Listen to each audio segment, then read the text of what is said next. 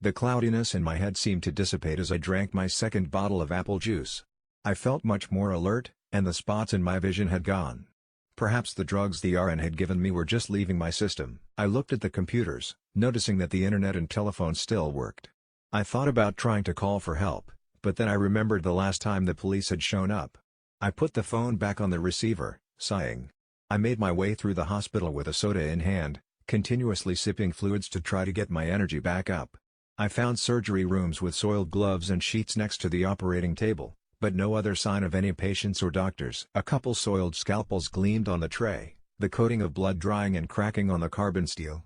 As I made my way through the corridors, I came across a familiar name on a door: Dr. Franklin Watts, MD, psychiatrist. The room was filled with hardcover books and filing cabinets.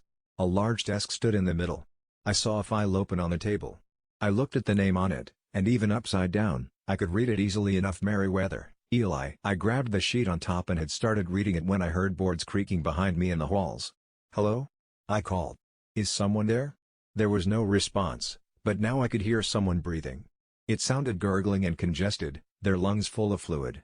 It sent a chill down my spine as I remembered where I had heard that breathing before in my apartment earlier tonight. "Oh shit," I whispered, feeling very hot all of a sudden. I started sweating as I stared at the door, the only way in or out of the office. I looked at his desk, seeing a heavy metal trophy with a marble base. I lunged for it, spinning around as the door crashed open. In a blur, the naked, gore-covered woman came into the room, her movements inhuman and jerky. Her eyeless face grinned as she jumped at me, showing off her jagged teeth. I swung the statue at her face. It connected hard with the side of her temple, a dull thud echoing around the room from the impact, but she didn't go down. Shaking her head, she opened her mouth wide. I watched her face come towards me, as if she wanted to kiss me.